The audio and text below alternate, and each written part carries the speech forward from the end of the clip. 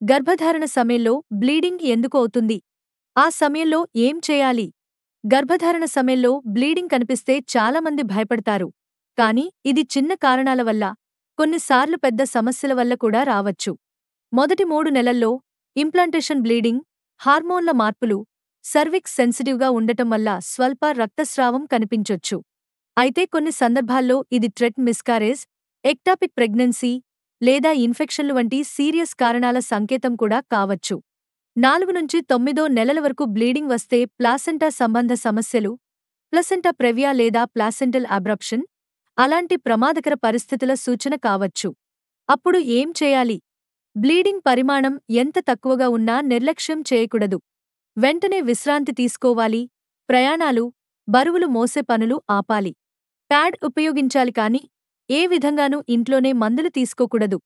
వెంటనే గైనకాలజిస్ట్ను సంప్రదించి ultrasound, blood టెస్టులు చేయించాలి. గర్భధారణలో బ్లీడింగ్ అనేది హెచ్చరిక సంకేతం.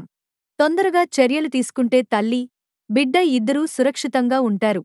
ఇలాంటి మరెన్నో ఆసక్తికరమైన సమాచారం కోసం మా ఛానల్ను సబ్స్క్రైబ్ చేసుకోండి.